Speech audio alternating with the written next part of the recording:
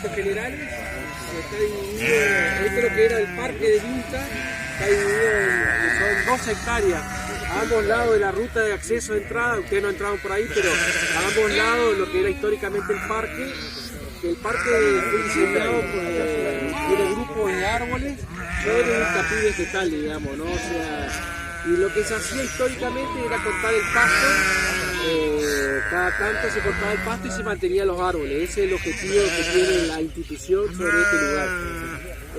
Lo que se hizo fue a través de la ley Ovina, se presentó un proyecto y con un subsidio que se recibió de la ley, se inició con una majada para poder utilizar todo el parque, ¿no? Y lo que se hizo fue dividir por eléctrico los 2 lados y más o menos hay 8 potreros, digamos, que están divididos.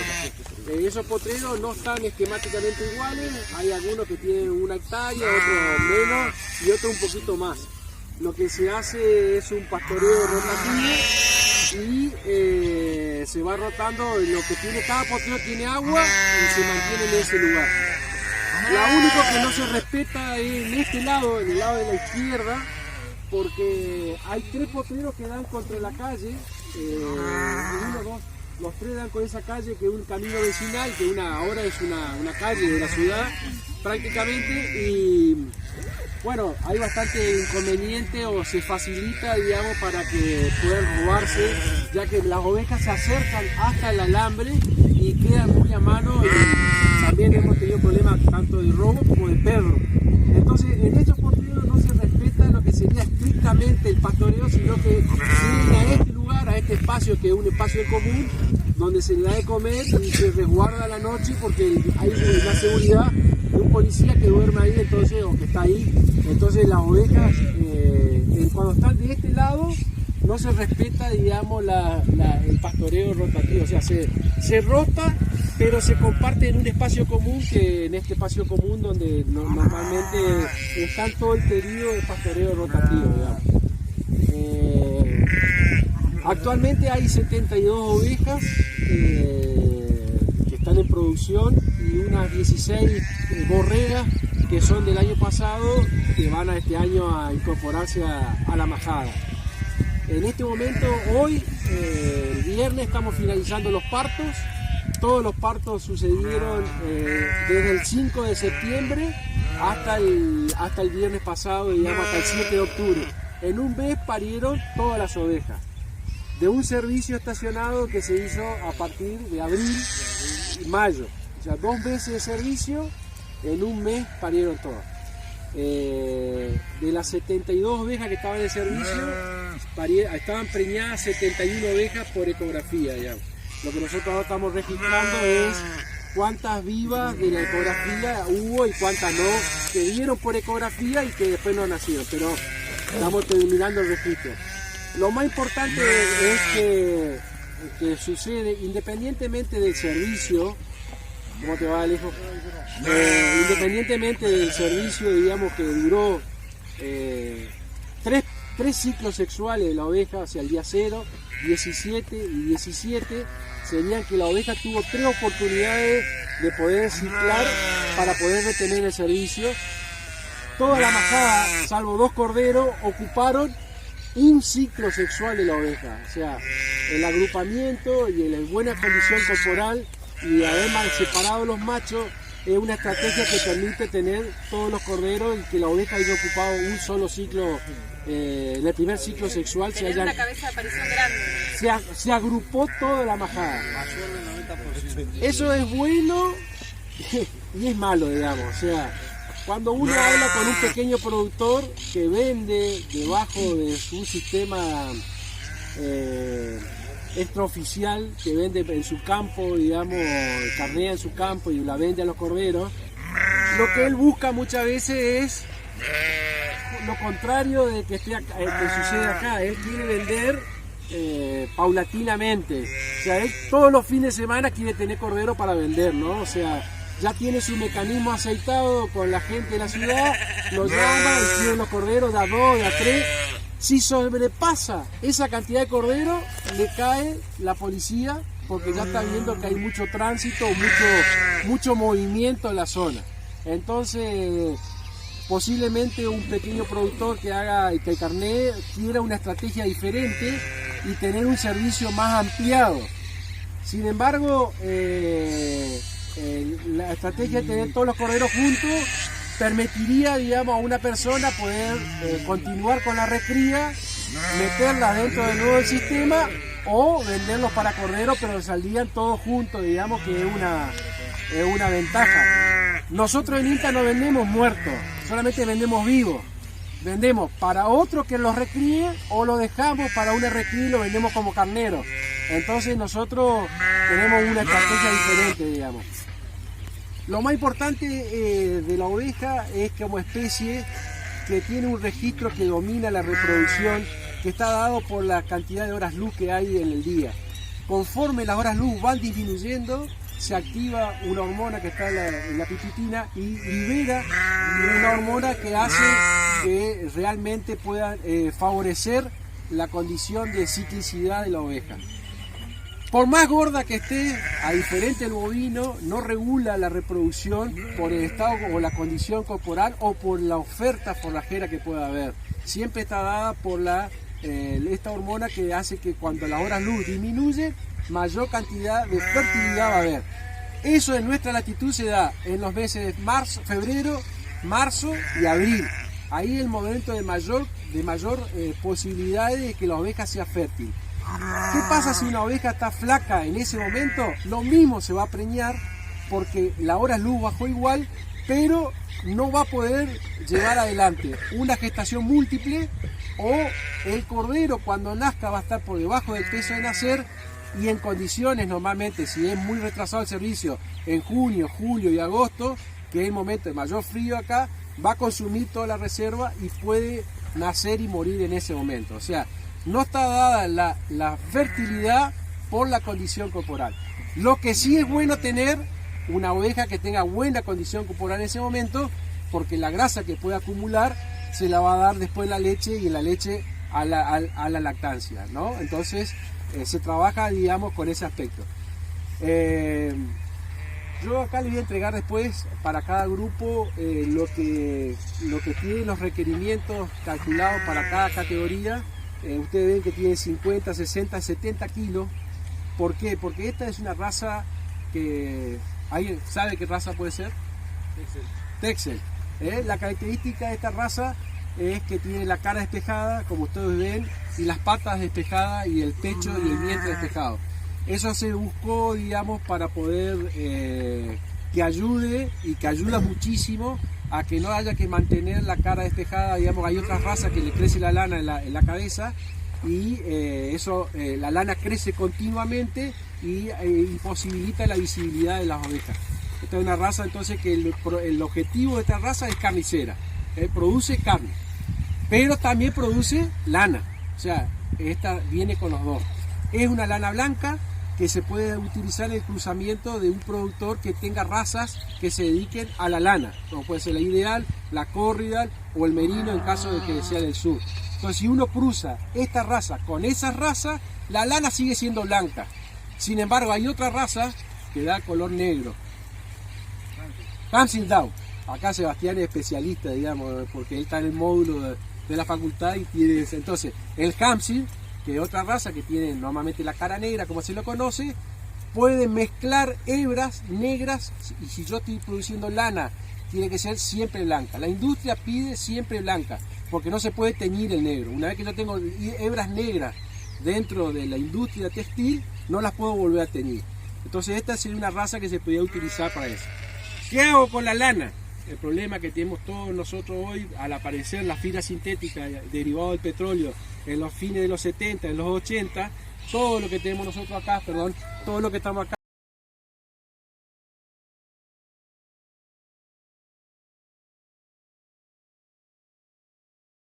tenemos disponibilidad cuando hay un potrero que está disponible para poder en esa rotación, cuando la oveja entra, siempre tiene material disponible, ¿no?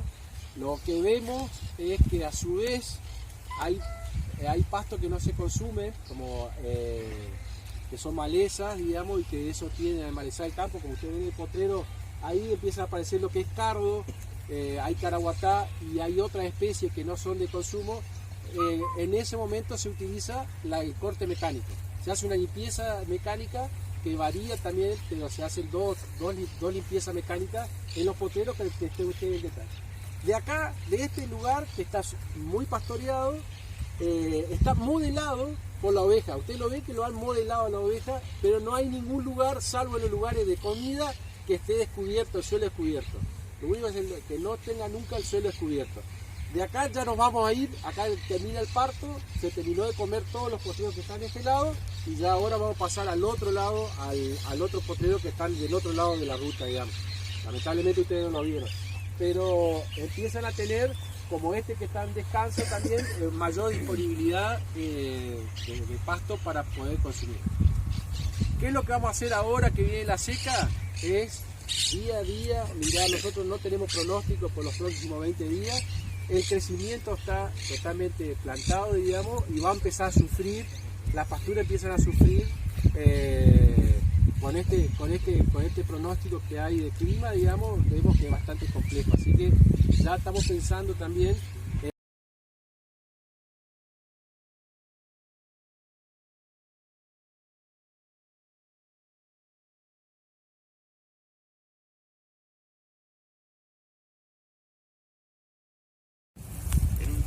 lo más amplio posible.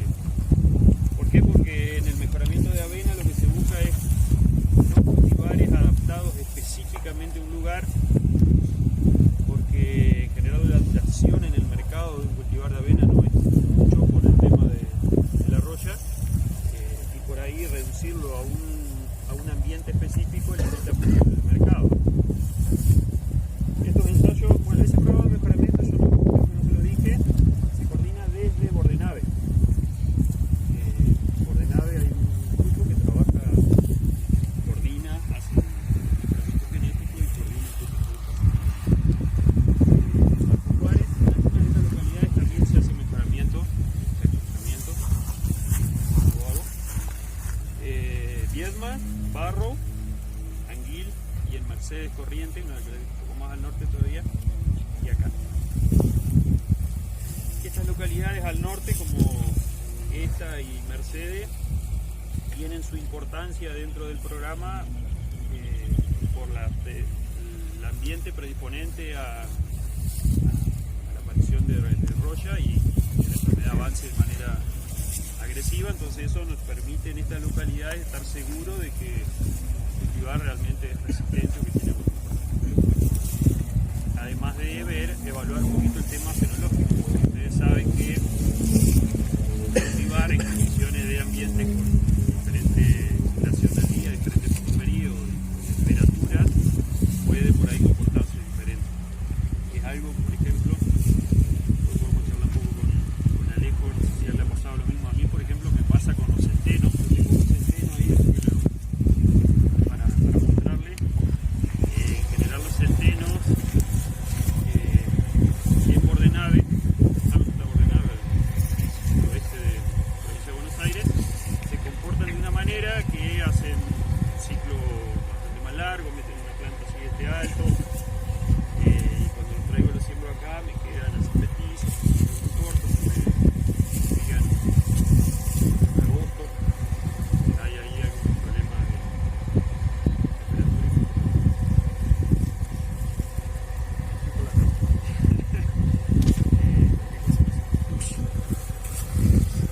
Les decía, ahora les voy a comentar si tienen alguna duda de un poco de cómo es el tema del programa de mejoramiento.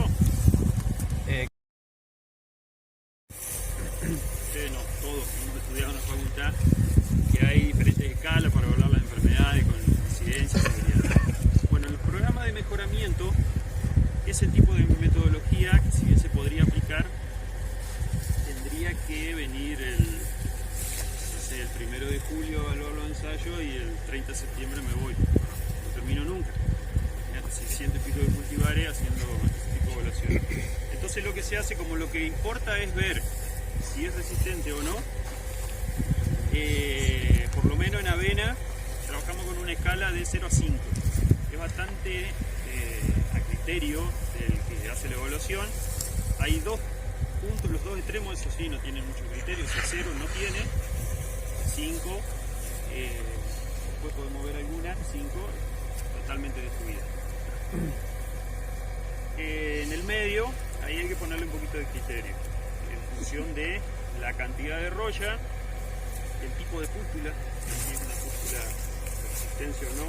Recuerden que si el cultivar ofrece resistencia, las pústulas deben quedar ocluidas o claro, limitadas a una pequeña área de la hoja y no avanza de la misma forma. Entonces ahí se le va dando una escala de 1, 2, 3, 4 y 5. ¿Qué es lo que se, en términos muy generales, después al final, de todas esas localidades, normalmente se hace 5 o 6 localidades todos los años de este ensayo, se junta toda la información, se buscan, bueno, en qué localidades que están muy al sur no aparece la roya, entonces no se puede seleccionar por ese criterio. Se hace un promedio, se las ordena, todo lo que está por encima de 4, o sea 4 y 5 se descarta porque son cultivares que se enfermaron mucho.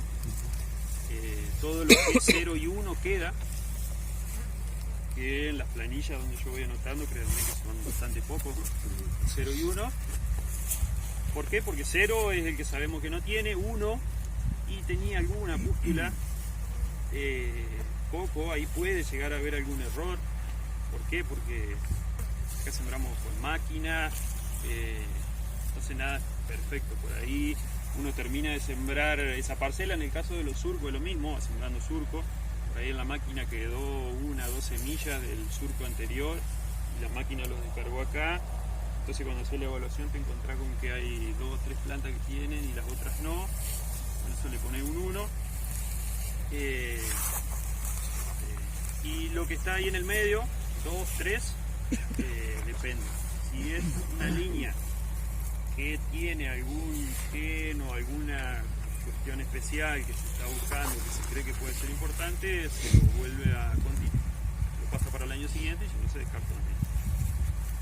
Si en promedio, cada año alrededor del 15-20% de las líneas pasan. El 80% queda fuera. Consulta ahí, para Alejo también que está el mejoramiento. No, el tema de con tanta variación que tiene año a año la roya de la avena. Ahí, como decía, saben enseguida del mercado. Eso creo que tiene que ver con el tema de las razas, digamos, va mutando de distintas razas de la roya.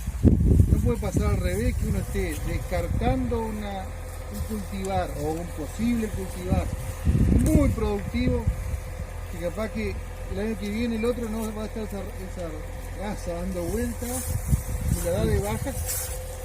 La da de baja siendo que se está, digamos, privando de tener un cultivar rendidor, digamos, ¿no? Pero eso puede pasar a campo, digamos, uno cambia de variedad porque la última que salió y tenía una resistencia, capaz deja de sembrar alguna que se enfermó pero era muy productiva y capaz esa raza dentro de 3-4 años no está, o puede no ser la que le vale. Que te aplicó esa que era buena, después... Digo, si es tan variable... ahí depende mucho, también de la estrategia del mejorador. Yo supongo que por ahí no se puede estar cantidad de líneas, probablemente el mejorador se las quede y no sé si siempre lo que manda son compromisos nuevos o eventualmente vuelve a atacar líneas que tiene guardadas en su banco de germoplasma que va a mantener esos cambios. Un poco la variabilidad partiendo por justamente la primera y otro poco también de lo que tiene guardado el mejorador en su banco de germoplasma. Probablemente si cambia mucho el panorama de la raza se recurra a las nuevas estrategias, buscar variabilidad que ya tenemos en tu programa, que por ahí la descartaste en su momento. Pero eso todo el proceso de selección de producción, ¿no? Yo pienso que las cosas que son buenas y que en algún momento quebraron la resistencia, no las debe tirar, digamos. Asumo, yo no sé, yo creería lo mismo. Yo creo que un poco algo se decía, aquellas que ellos tienen, porque dentro de lo que se va cruzando, digamos, hay algunas líneas que tienen algunos genes identificados que se conoce un poco cuál es lo que generan. Entonces aquellas líneas que tienen alguna de esas características, entonces decía, por más que a veces tengan roya, igualmente pasa con los clientes. ¿Qué pasa con los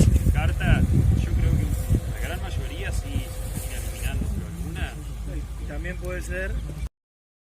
Salieron un par, que son Sofía y Elena, los dos de ciclo bastante largo, así bien para pastoreo, bien forrajero. Sofía salió y cuando salió ya prácticamente el año que salió quebró la resistencia. Si bien se comporta relativamente bien, eso significa que se enferma, pero la enfermedad no avanza tan rápido sobre Sofía, ya no es resistente. Y Elena sí ahora sigue siendo resistente. Pero bueno, hay otros cultivares que están en proceso de inscripción, algunos ya están inscritos. Son todos nombres de mujeres, así que cuando escuchen un cultivar y si tiene nombre de mujer seguro que es de INTA. María INTA, Susana INTA, Liliana INTA y Pía INTA son los 4 cultivares nuevos que van a salir, comerciales, que son un poco el producto final, digamos, de todo el trabajo que se hace en estos ensayos, en el programa de mejoramiento. O sea, bueno, eso es parte del objetivo de estos ensayos. Otro de los objetivos es obtener un poco de información de producción comparada de lo que hay hoy comercialmente, que acá no son solo las líneas, sino que acá también hay cultivares. Hay cultivares que se lo toma como testigo, que son cultivares más viejos. Yo hoy le nombraba a Cristal, bueno, Cristal ahora ya no está, el año pasado estuvo. No se los van a acordar, pero son poquitos, así que yo se los voy a nombrar. Estos son todos cultivares obtenidos en el programa de mejoramiento de INTA. INTA con avena hace muy similar a lo que sucede en trigo y creo que en la mayoría del programa de mejoramiento. No hace la multiplicación y la comercialización de semillas, lo que hace el mejoramiento genético, tiene los cultivares y después se hacen contratos donde una empresa es la que hace la multiplicación y la comercializa. Entonces ahí son todos de INTA, pero los comercializan diferentes empresas. Cultivares anteriores, que ya son todos susceptibles a roya: Julieta, Florencia, Juana, Elizabeth, Paloma, Sofía, Elena, ahí están más o menos en orden de salida al mercado. Hay un par de Sureña INTA y Aiken INTA, en realidad el nombre es bonaerense, Sureña.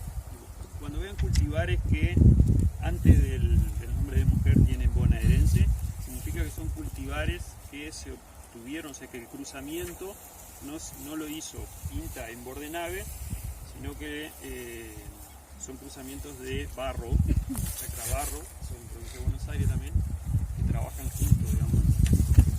Y ahí, no lo sabe bien, pero es una especie de convenio de colaboración. Es de la provincia de Buenos Aires, pero bueno, tienen un convenio para unir un poco más recursos y trabajan en conjunto. Si bien se trabaja todo junto, bueno, cada uno obviamente es dueño de los cultivares que tiene. Los que son de Barro, el nombre dice bonaerense. Estos son nuevos también, Sureña y Aiken. Y bueno, después vienen las que les nombré, que son las nuevas que mencioné.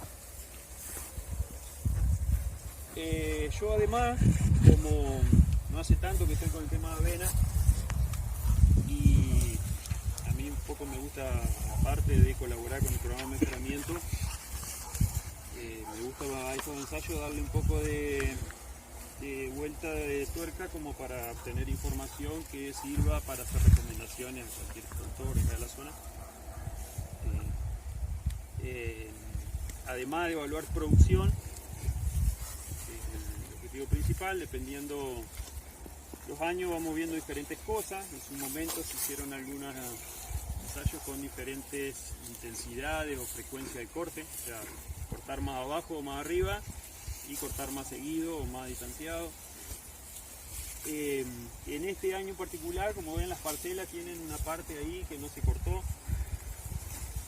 Eso lo hice el año pasado. También mi idea con esto es empezar a ponerle un poco de fecha y número.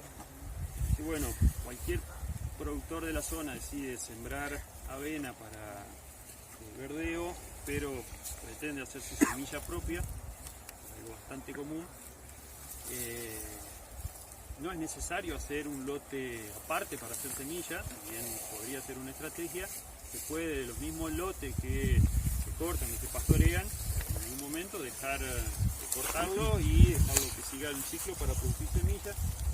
Entonces, lo que hice en este caso en particular, este año, ustedes pueden ver que acá hay como dos alturas, ¿no? Acá hay un primer metro que es un poco más alto, después un poco más bajo. El ensayo completo tiene 4 cortes. Acá cortamos con máquina, porque no tenemos animales. No voy a hacer el chiste, Rubito, no te preocupes, de los animales. Le decía, tiene 4 cortes. Este año en particular fue re seco. Yo el otro día estuve mirando los datos de lluvia de la estación meteorológica acá de Nita. Este ensayo se sembró el 19 de abril. Ahí Alejo le hablaba de fecha de siembra. Se puede adelantar. Al criterio de gusto. A mí particularmente yo apunto a sembrar en marzo, abril. Cuando me voy muy temprano, por lo menos en estos ensayos donde tengo cultivares de diferentes ciclos, me quedan muy castigados los ciclos cortos, porque arrancan con temperaturas altas, día un poco más largo, entonces arrancan muy rápido en el desarrollo, y me encañan rápidamente, y los cortes, tengo que hacer todos los cultivares a la vez, estos ensayos, para poder compararlos. Entonces o castigo los cortos o castigo los largos, en general terminan castigados los cortos. Entonces busco irme un poquito más tarde para emparejar un poco eso. Sembró el 19 de abril. Y en abril fue el último mes que nos llovió más o menos. En abril fueron 70 milímetros durante todo el mes. Se sembró el 19 con humedad en el suelo. Acá se pasó, en este lote se pasó una reja plana. ¿Saben lo que es la reja plana? Una de estas herramientas nuevas que se están usando en sistemas de no agroquímicos. Acá en el cuadro del ensayo yo pasé el vibro cultivador después de la reja plana porque había quedado un poco desparejo. El resto del lote no tiene vibro. Se sembró. Mayo llovieron 5 milímetros. En junio llovieron 8 milímetros. Y si sumamos mayo, junio, julio, agosto, septiembre, son 96 milímetros. Esa es el agua que tiene este ensayo y produjo, hay cultivares que superaron los 5.000 kilos de materia seca. El promedio está en 4.000 y pico, con 4 cortes. Este sector de la parcela, que es lo que está más panojado, tiene 2 cortes. Ya les digo la fecha. Corté el 7 de julio, del 19 de abril al 7 de julio. El 7 de julio fue el primer corte. Walter, discúlpame, ¿los cortes los hace por suma térmica o a fecha fija?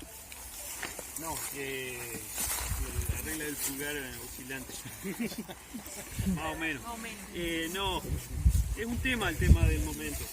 Todo un tema. Igual cuando tenés todo... Claro. No, sigo haciendo un comentario de lo que dijiste antes porque está súper interesante para reforzar lo que dijimos, la importancia de conocer los materiales. Digamos, esto que planteó recién, clarísimo. Si vos tenés cosas tan contrastantes en ciclo, preferible sembrar más tarde para no castigar a uno respecto a otro. Pero saber eso te permite decir, bueno, yo voy a sembrar súper temprano porque necesito pasto temprano, no voy a sembrar un ciclo corto, voy a sembrar un ciclo seguramente largo para no castigarlo. Y al revés, sé que me atrasé, que voy a necesitar algo que explote rápidamente la producción, probablemente vaya por un ciclo corto.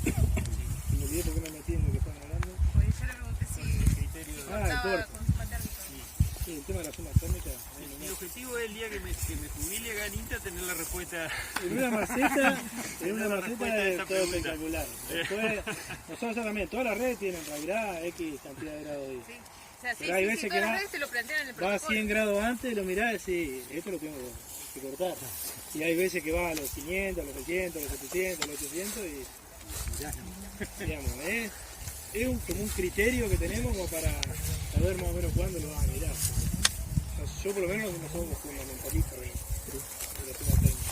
Bueno, yo igual. No tengo mucha gente para discutirlo tampoco, así que vengo acá O sea, hablar y te respondés solo. medito y lo decido. En general, digamos, mi criterio es un poco en base a altura, salvo cuando empezamos, bueno, en este momento ya cuarto corte, le digo la fecha, el 21 de septiembre.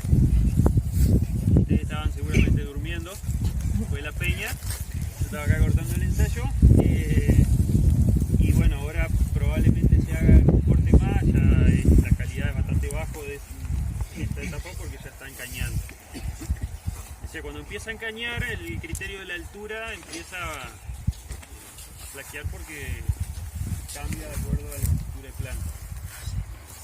En etapas más tempranas, entre 25 y 30 centímetros, tampoco hay un valor que uno puede decir no llegó a 25. ¿Por qué? Porque no todos los cultivares tienen la misma estructura de planta. Algunos tienen plantas más erectas y llegan más rápido a alturas más altas, otros son un poco más decumbentes. Hay quienes miden la altura tomando las hojas, en este caso ya están todas rectas, pero tomando las hojas y levantando y midiendo hasta la punta de la hoja. A mí tampoco me convence eso porque en definitiva terminamos midiendo el largo de hoja. Y hay... pero la elongación foliar depende también de la disponibilidad de agua, con lo cual tenés hojas más cortas, ya estás diciendo ahí un ruido que Claro. medís solamente Sí, largo de hoja. sí, por eso. Es bastante complejo. Yo en general me baso con la altura, entre 25 y 30 centímetros, y lo que hago sí es mirar bastante de la base de los tallos. Tengo una trincheta, corto y ver si tengo cultivares que estén empezando a engañar. ¿Por qué? Porque el corte acá está clarito, ¿no? Hasta qué altura se corta, la altura del puño, unos 8 centímetros aproximadamente. Acá ustedes pueden ver que hay un montón de tallos que están secos. Si bien esto está llegando al fin del ensayo, pero les puedo asegurar que después del primer corte ya van a encontrar algunos tallos que se secan. Si lo hacemos temprano, capaz que el primero no, pero en el segundo sí.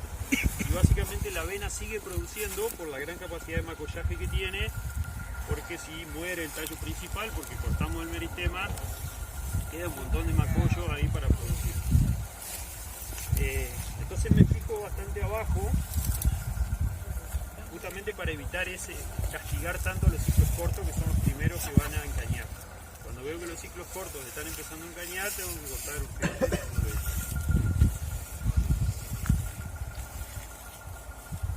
No es la respuesta que esperaba, pero sí. Pero me das pie para un comentario que me parece que tiene que ver con el manejo del pastoreo, que no es lo que venimos a ver acá, pero lo hemos charlado en clase, a ver si puedo arrancar una matita.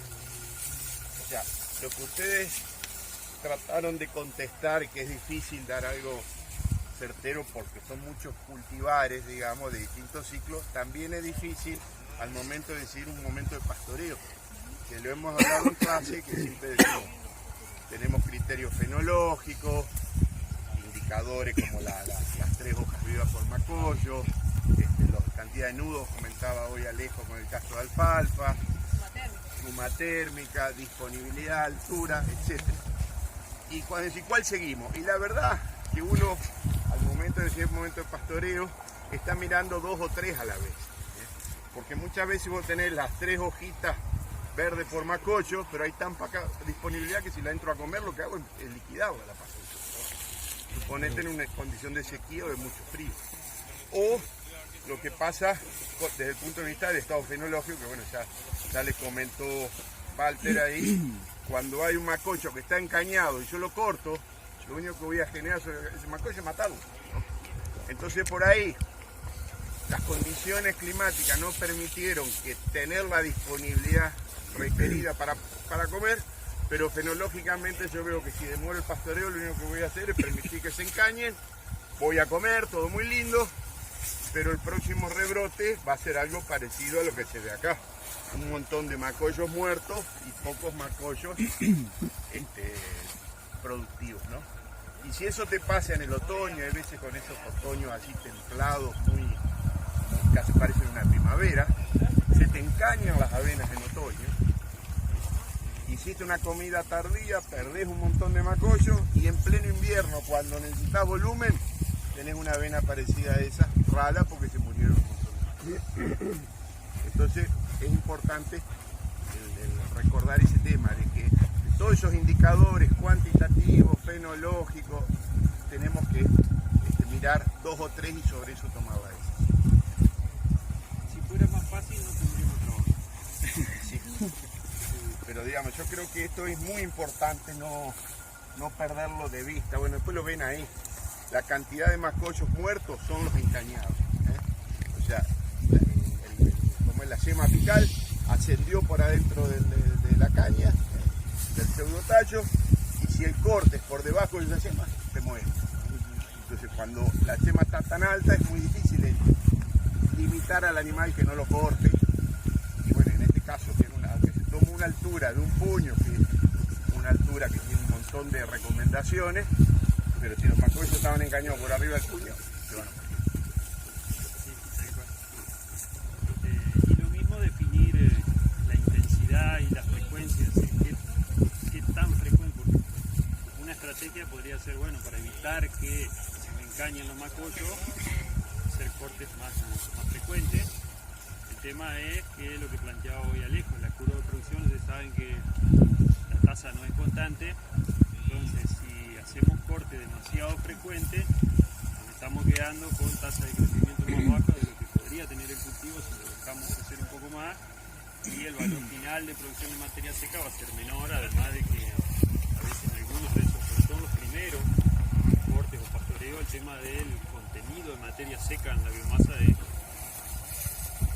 En el primer pastoreo o corte en avena en general es casi imposible llegar a contenido de materia seca más allá del 15%, lo cual es muy bajo para lo que uno pretende de la alimentación animal.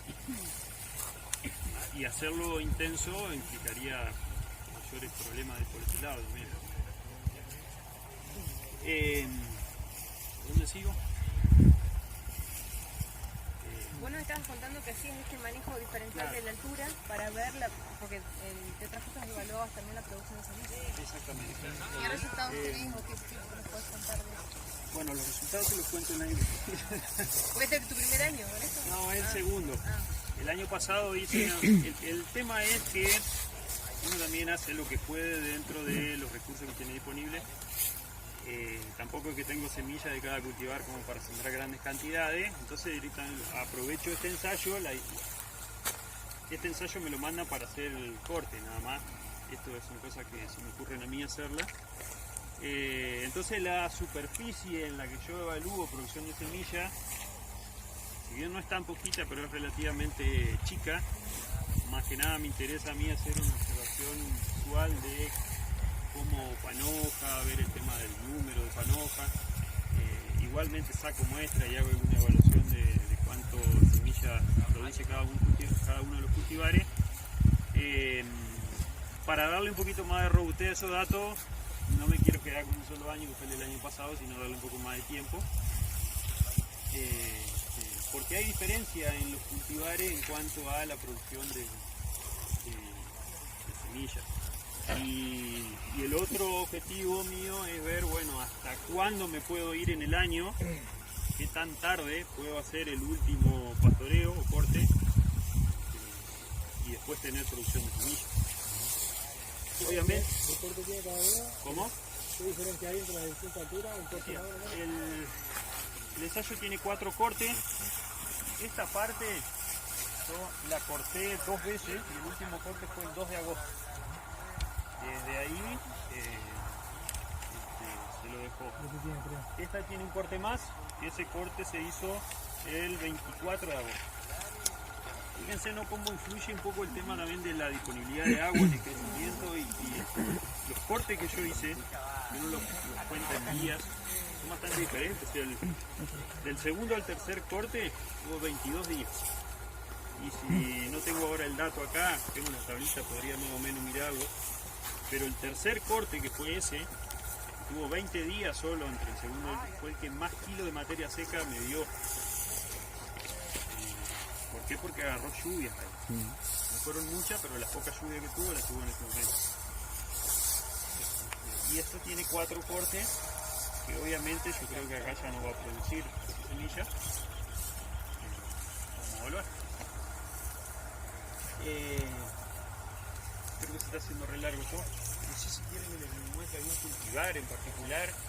Si no, a mí me gustaría mostrarle allá al fondo tengo una cebada, un centeno y un triticale. Sí, es interesante así, Como para presentártelo.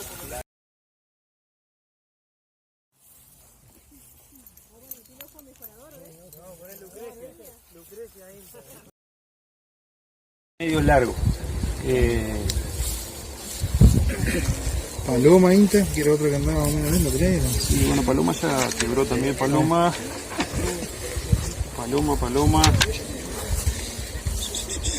El 5, la 66. Está por ahí. Sí, ¿cómo cosecha esto? ¿Esto? Sí. Mano. Manopla. Así Eso explica el retraso de tener los datos de... Una bola, tijerita. ¿Qué, un metro cuadrado? ¿Cómo se? ¿O, cómo o línea? Los 4 surcos centrales, Ajá. o sea, esto sin el borde siempre se deja. Sí. 4 surcos centrales. En este caso, por ejemplo, tengo un metro 10 ahí, dejo ponerle 25 para que saco 50, 60 centímetros de 4 surcos. Regla y tijera. Si alguno quiere hacer comisión de estudio para el año que Esta es la viene, oportunidad. están todos invitados. Circular en la planilla, Walter, al final. Además de hacerlo elaborar, vamos a aprender un poco. No son 4 bloques. ¿Eh? 4 bloques. 4 bloques. Exactamente. Sí, acá tenía... Ey, presten atención que les va a explicar lo de estos cultivos. ¿Qué es esto que te haga? Trigo.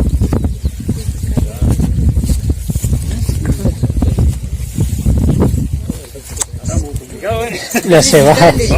Perdón. Entre estos tres, acá tenemos un centeno, una cebada y un triticale. ¿Esta es la cebada? Exactamente. Triticale este y centeno este. Este es el centeno. Esto es lo que yo le decía, lo que me pasa en general con los centenos. Si bien en producción, después si quieren les puedo pasar este grafiquito de para que ustedes los tengan. En producción, los tengo acá al final. No están tan lejos de la producción de materia seca que la avena, este año en particular porque fue súper seco. ¿No? En general las avenas producen. Y en años buenos, ¿cuánto acumulaba en avena? Y mi promedio acá está cerca de los 8.000 kilos. Está casi la mitad, un poco más de la Claro, mitad. sí. Exactamente. ¿El del medio qué? 23 el centeno. El centeno está y con unos 3.800 más o menos. El triticale un poquito menos, con unos 3.700, 3.600. Y la cebada está en unos 4.100. ¿Esa diferencia del centeno en todos los cortes parejos o se hizo mala diferencia en los últimos cortes? Al principio estaba más... El centeno fue el primero que me engañó de todo.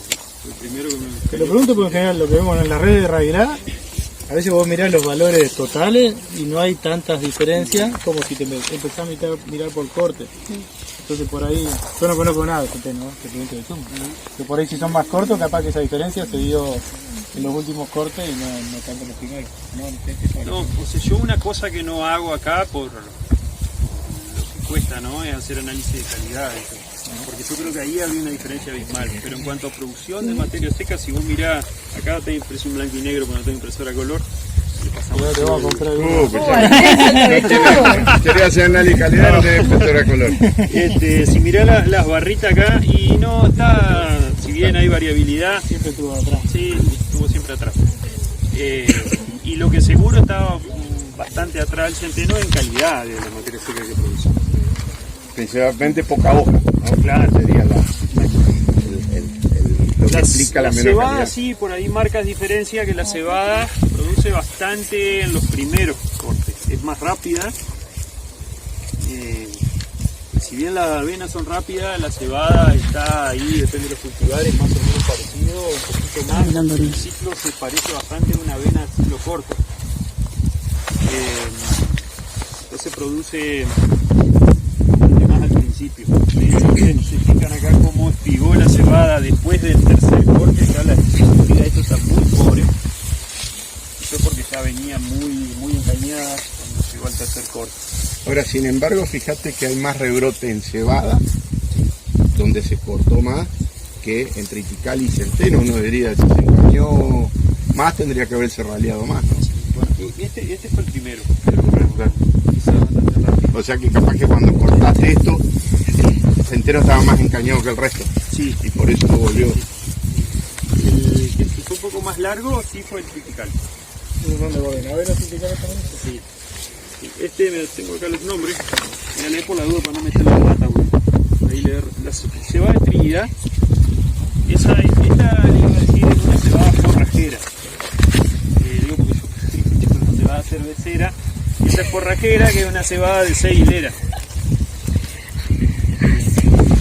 No me arranquen más de espiga porque es poca la superficie que tengo.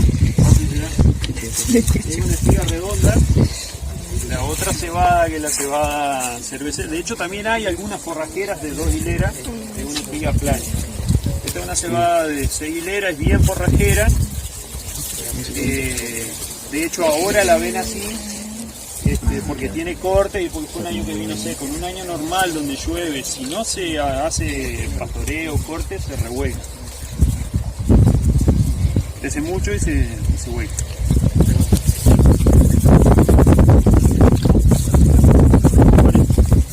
No, ahora al final, diría que en septiembre empecé a ver algunos pulgones.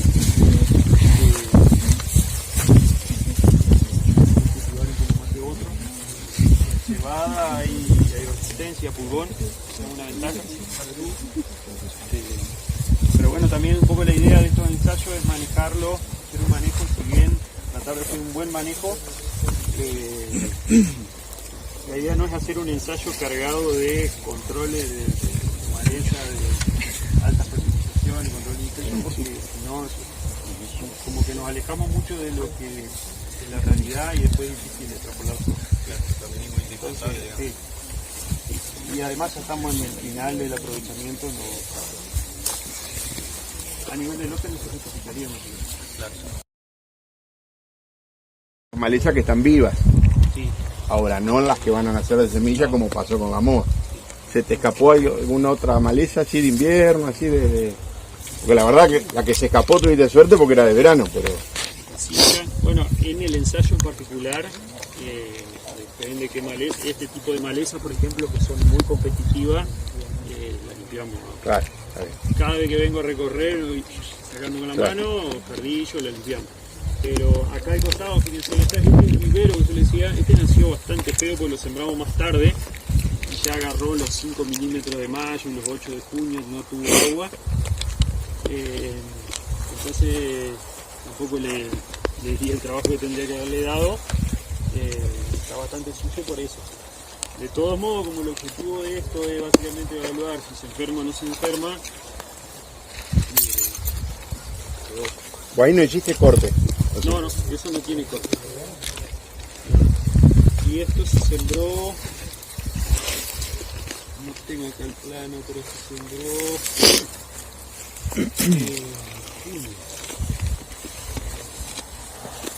Bueno, pero vale por ahí también para que calibren un poco el ojo, una avena fecha de siembra recomendada versus una avena tardía, ¿no? Donde hay, obviamente, podríamos decir, aunque sea la misma semilla, son casi 2 cultivos distintos, ¿no? Más allá de que se hizo pastoreo, se hicieron corte para simular el pastoreo, y ese podría ser lo que hace mucha gente que siembra un verdeo tardío, a veces después una soja de segunda, y dice, lo dejo para rollos o para semillas, ¿no? Bueno, obviamente que fíjense que la estructura de planta es totalmente distinta, ¿no? a lo que estamos viendo acá, pero básicamente por manejo, no por genética. ¿Qué tamaño de hoja, Enrique?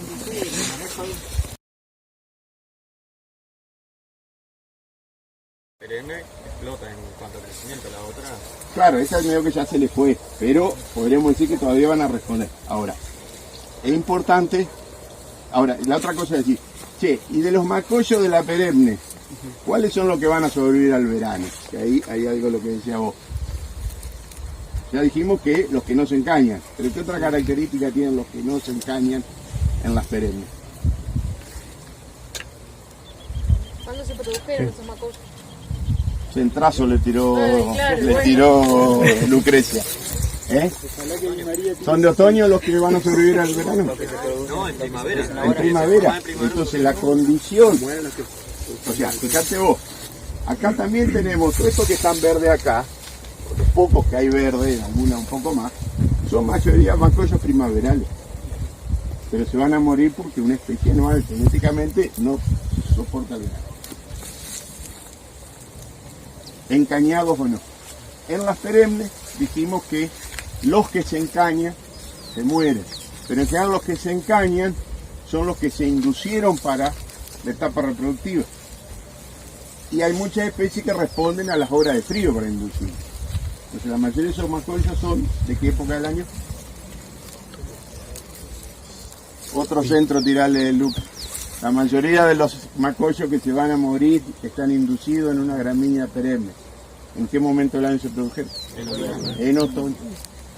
Los de primavera normalmente no tienen condiciones para inducirse, salvo algunas pocas variedades que no tienen requerimiento de frío. ¿Sí? Y esos son los que van a mantenerse vivos durante el verano, pero de una forma latente o semilatente. Y esos son los macollos que van a activarse después del verano en el otoño. ¿Sí? Pero son los sobrevivientes. Además de eso, hay macollos que se generan en el otoño con ese manejo que hoy les explicaba Alejo de hacer esas comidas, esas peladas en festuca para estimular el macollaje. Entonces uno en realidad, y estando con lo que decía Walter recién, uno tiene que tratar para producir pasto de tener muchos macollos y evitar esto, porque esto después se muere. Entonces como que el manejo de una gramínea OIP para estimular su producción es principalmente concentrarse en evitar que se encañen, que entre en una etapa productiva, sobre todo en esta época del año. Lo cual no es fácil y generalmente lo que hay que modificar es la frecuencia de pastoreo. Hay veces que hay que, en una primavera buena, a veces que hay que estar comiendo o cortando cada 10 o 15 días, porque si no te ganas. ¿Se entiende? ¿Seguro? Bueno, entonces por eso es importante, yo trato de rescatar cosas más allá de los objetivos del ensayo y lo que evalúa Walter, porque son cosas que hemos ido viendo durante el año en la teoría, pero ahora lo vemos en vivo y en directo. Y eso es la continuación de cuando definíamos el momento de corte, que decía que había bastante criterio, que tomaríamos dos. Bueno, lo que pasa es que acá, además, o sea, si esto fuera de pastoreo, es lo que yo les dije hoy, no solo hay que mirar cantidad de hojas verdes por macollo, altura, disponibilidad o número de nudos si fuera una alfalfa, sino ver 2 o 3 de esos indicadores conjuntamente. Claro. Pero acá el nivel de complejidad es aún mayor. ¿Por qué? Porque él tiene cultivares que tienen distintos ciclos. Entonces al momento de vos decir, che, corto o no corto, tenés alguna que te están pidiendo cortame, otra que me están pidiendo esperame, y otras que ya se pasaron. Bueno, es una de las, no sé, no me quiero meter en terreno de usted, pero es una de las limitaciones de cuando uno hace evaluación de cultivares, donde generalmente hay distintos ciclos, ¿no? Por ejemplo, en alfalfa se evalúan, normalmente se ordenan por grupos de producción, ¿no? O sea, todas las 9 juntas, todas las 8 juntas, todas las 7 juntas, bueno. Acá, por ahí no es tan fácil, pero uno podría decir, si estuvieran ordenados por ciclo, es más fácil seleccionar el momento de evaluación, de medir la producción. Sí, y otra cosita que es muy interesante también, es decir, bueno, hay una relación entre, así como hay una relación entre crecimiento y condiciones ambientales, también hay una relación entre sanidad y condiciones ambientales, ¿no? Porque si bien este es un año más o menos seco, donde los problemas de enfermedades no fueron tan graves, fíjense acá, sobre todo los que vienen caminando por ahí, o lo miran allá o lo miran por acá, que estas parcelas que tienen menos evaluación, que hace casi 60 días que no se cortan, las variedades susceptibles están recontra enfermas, y vos lo mirás para adelante y el rebrote está sano capaz. ¿Pero por qué? Porque el último rebrote se hizo sin agua. ¿Tiene producción? No, tiene poca. Pero evidentemente, así como cuando comparábamos esto acá, por ahí vos estás viendo una foto de algo que tiene mucha acumulación de crecimiento con condiciones climáticas que fueron diferentes pero acumuladas. En cambio, lo que están viendo ahí es lo que pasó en el último mes, con las condiciones de ese último mes. Bueno, traté de hilvanar cositas que me servían más a... Descansa 3 meses, pero en esos 3 meses hay una ventana que puede pasar de todo con eso, aunque sea pastizal natural. Entonces, por eso que los criterios que utilizamos, porque tratamos de enseñar en la cátedra respecto del manejo de pasturas, me parece que son extrapolables a cualquier recurso forrajero. O sea, tiempo, área foliar remanente y sustancias de reserva y yemas, puntos de crecimiento, todas las gramíneas necesitan más o menos. Por eso me parece que es importante tenerlo en cuenta, y sobre todo lo que decían los chicos, que en realidad por más que uno acá tenga el lujo de medirlo y en un sistema real, eso no pasa, y eso también es lo que hace tan difícil manejar el pastoreo con animales, digamos. Es muy difícil, en una teoría puede planificarlo, pero la verdad que es muy difícil que coman parejo, y siempre vas a tener áreas de subpastoreadas y áreas sobrepastoreadas, y ni hablar si eso le suma bosque nativo, digamos. Bueno, vos hoy, Alejo, comentabas, perdón, te agarré escribiendo, del manejo de las polifíticas, ¿no? Que es un poco en línea con lo que dice, manejar el remanente, el área foliar remanente, cuando tenés muchas especies, digo, pero ¿qué pasa en el cultivo oscuro? Si vos vas a los verdeos, por X motivo de comportamiento animal, yo tampoco soy un especialista, pero hay sectores abajo de las piolas, abajo del alambrado que te lo pelan. Digamos, uno tiene estrategia, obviamente, cuando le da menos tiempo para comer un espacio más chico con altas cargas, puede...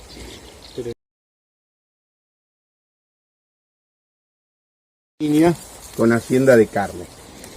Claro, uno por el tema del empaste siempre le tiene miedo a dejar elegir y le haces comer todo. Entonces, bueno, normalmente la alfalfa se banca la pelada. Ahora, la verdad verdadera que a los 2 años te quedó la alfalfa, las gramíneas se murieron todas. Porque era la que necesitaba el área foliar remanente, y con ese manejo no se lo dimos. La alfalfa es de goma. Si vos le respetás la frecuencia no pasa nada. Pero esta sí. Entonces, ¿qué pasa? Cuando empiezan a perderse las plantas de alfalfa, en vez de vos tener un componente de gramíneas que le dé perennidad y que no están, se hace perder.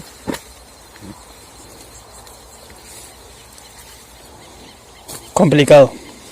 Es que nada de esto es fácil, y menos cuando vos tenés que, manejar especies diferentes. O sea, el otro día hablábamos en clase y hoy también salió un poquito. Entonces yo decía, che, tengo que manejar. Lo ideal sería tener varias especies animales comiendo, porque comen de todo un poco. Ah, fenómeno. Pero tengo que manejar ovejas, chivos, vacas y caballos todos juntos. ¿Es fácil? No, no tiene nada de fácil.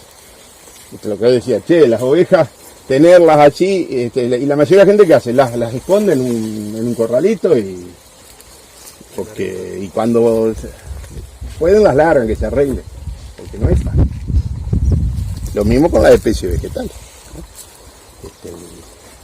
Pero bueno, a pesar de eso, creo que la mayoría de nosotros coincidimos en que las ventajas de la consociación, visto integralmente el sistema de producción, ameritan usar pasturas consociadas en vez de cultivos puros, ¿sí? Sobre todo en las pasturas perennes. Pero tampoco las ensaladas que comentaba hoy. Todas las especies que nombré, todas juntas. ¿Sí? Porque vos decís, che, me quedó el dato de la polifítica, capaz que tenía 3, 4, 5 kilos de alfalfa. Y bueno, 3, 4, 5 kilos de alfalfa. ¿Le mueve la aguja a la producción estival de esa pastura cuando son todas OIP? Y menos que no. En algunas situaciones sí, pero si te la mueve, yo hubiese hecho alfalfa con cebadilla en ese potrero, y tendrías mucho y la más fácil. polifítica lo hubiese dejado por otro lado. Pero... Por eso, en general, creo que siempre se tiende a mezclas más simples, 2, 3 especies, no mucho más. ¿Sí? ¿Por qué? Y porque cuanto más especies, más difícil manejarlas a todas adecuadamente. Siempre terminamos manejar utilizando una y las otras que dio la ayuda. Esa es la realidad. ¿Y cómo te va con el dio de la ayuda? Y son las que se mueren primero. No hay mucho. Lástima que se fue Juan, pero si no por ahí era algún comentario del tema de nitrógeno. Pero en todo caso, si querés, te estamos tratando de, no te queremos dejar ir, A mí me Alejo. están matando los mosquitos, yo me quería ir. Sí, escúchame. No, desde el punto de vista de esa que vos comentabas hoy, asumamos que esto es una gramínea perenne, o IP, el tema de esa fertilización primaveral con nitrógeno y Nosotros su impacto en la perennidad. en el año de implantación es medio a criterio de cómo viene la mezcla. Si viene, en general vemos que está mejor la leguminosa, entonces el nitrógeno es como para que llegue bien al verano. Muchas veces no se da al revés, salteamos ese año y después todos los años nosotros tenés dos criterios. Digamos, obviamente la fertilización de primavera con nitrógeno, la respuesta es mucho mayor, unitariamente. Lo que pasa es que como que estás generando un desbalance mayor, digamos. Te sobra Uno- más pasto. Te va a sobrar más pasto. Si uno lo quiere pasar reserva es más eficiente usando el nitrógeno ahí. La estrategia de hacerlo en en otoño, es hacerla un poco más invernal a la pastura como para comer un poco más de ese pasto barato, entre comillas. Pero bueno, eso según cada sistema productivo. Ahora, pero desde el punto de vista fisiológico, digamos, si uno fertiliza en primavera, genera más de estos macollos primaverales, Sí. que son los que tienen que sobrevivir el verano. Bueno, en digamos, ¿no? Festuca, por ahí una de las estrategias es también asociado a ese control de la floración, algo de nitrógeno, como porque esos macollos que pasan ese verano son los que te restablecen la población de macollos el año siguiente. Es como que uno, Por ahí fraccionada, sería en el caso puntual de la Festuca, eso me estaba hablando Sí. más de la pastura. pero uno, en ese tipo de manejo así muy pro gramíneas, con alta frecuencia de pastoreo, sobre todo en primavera para evitar que se encañe nitrógeno, es como que estás manejando más una cancha de fútbol, o sea, el césped de una cancha de fútbol que una pastura. Es como que vos querés generar muchas oleadas de hojitas y aprovecharlas en estado vegetativo. Bueno, si vos sumás todo eso, capaz que producís un montón de pasto. Y obviamente eso implica, si tengo animales en pastoreo, en hacer pastoreos muy frecuentes en primavera. Y de altísima calidad, porque los animales van a ir a comer hojas. Yo creo que había un módulo de Baikar, hace como 30 años, de comida de Masanti. La verdad que ellos iban poniendo la carga necesaria según la tasa de crecimiento de la festuca para cada mes, ¿no? Claro, yo creo que en octubre, noviembre tienen que tener, no sé si 6, 7 u 8 novillos por hectárea para... Ahora, producían 800 kilos de pasto siguiendo la curva de la festuca. Entonces, voy a decir, desde el punto de vista de la investigación, es un dato buenísimo. Ahora, es difícil de llevarlo a la práctica en una situación comercial, porque voy a decir, ¿dónde saco los 8 novillos? 2 meses y después, ¿dónde meto esos 8 novillos? ¿No? Pero es como que potencialmente el cultivo te puede dar mucha carne o mucha leche si vos lo aprovechás siguiendo la tasa de crecimiento. Y cuando viene la época de achique, tenés que resolver dónde vas a meter esos animales, porque esa pastura no va a ser la que te va a solucionar el problema, ¿no? Coto de caza bovino. ¿Eh? Coto de caza bovino. Ah, bueno, tenés otros recursos. Para eso hay una cadena forrajera, para eso ustedes están viendo programación forrajera y tienen que armar una cadena forrajera. Hoy lo que les mostraba Alejo era un sistema que era base pastura, reforzado. Digamos, llevando al extremo esto que comentaba recién, digamos, sería para comerte todo ese pasto de primavera, eso, como sostener esa carga, tenés que tener una buena cadena de verdeo verano, verdeo invierno, suplementación, reserva, digamos, todo eso. Bueno, flechitas que entraban ahí. ustedes descargan el sistema de vaquillona, que ya están gordas a fin de año. Entonces, Digamos, ahí levantamos la carga. Otra opción sería si tengo, bueno, que de hecho el replanteo ese que yo le hablo es qué pasa si metemos verdeo de verano, si Claro. en vez de tener solo raigras, tenemos raigras y algo de avena, digamos, ajustar un poco más esa curva de producción. eso que decía vos, ¿cómo dijiste? Que Coto de caza en bovino. vez de coto de caza tenés un corral de engorde, ¿no? Pasó la ola, listo, el pasto no me da nada, los termino con grano en un corral. Claro. O sea, el abanico de opciones es indefinido, es infinito, ¿no? Lo que tenemos que tener claro es cómo produce cada recurso y qué herramientas necesito para aprovechar lo máximo de esa producción de forraje a lo largo del año con las características estacionales que va a tener cada estación y cada forrajera, ¿no? De sencillo no tiene nada. Rubito, ¿algún cierrecito, alguna